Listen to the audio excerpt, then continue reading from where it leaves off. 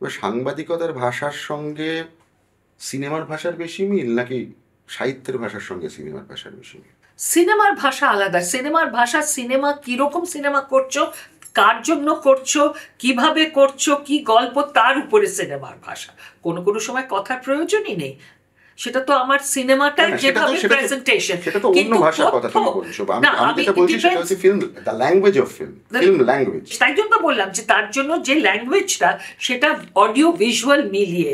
এবং সেই অডিওর মধ্যে, যদিও এই কথাটা আমরা যখন ঋতুকে বলতাম, এই তোর কথা, তোর ছবিতে ভীষণ কথা কথা কথা কথা কথা, এত কথা, কেউ বলবে শোন অডিওটা আগে আসে অডিও ভিজুয়ালে। সুতরাং কথাটা ইজ ইম্পর্টেন্ট। আমি কিন্তু মনে করি কথা শুধু ইম্পর্টেন্ট নয়, the language is in the, even the picture speaks, even what you're visually showing, that speaks. কেউ আবার কেউ বলে সাইলেন্স অলসো স্পিক্স।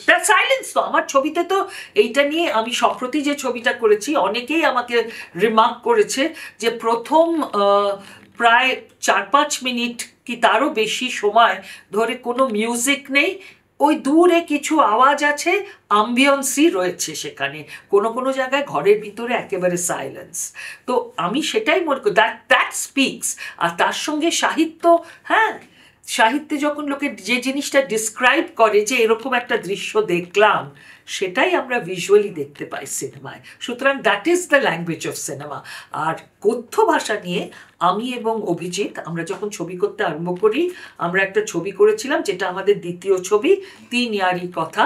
সেটার যে কথ্য, আমরা প্রথম বলা যেতে পারে, আজকে তো it has become part and parcel of life, কিন্তু সেই 3 ইয়ারি কথাতে প্রথম আমরা সাবঅল্টার্ন ছেলেরা, তারা যেরকম কথা বলে, সাবঅল্টার্ন কেন, সবাই যেরকম পরিস্থিতি, সে যে ভাষা ব্যবহার করে সেটা ব্যবহার করেছিলাম।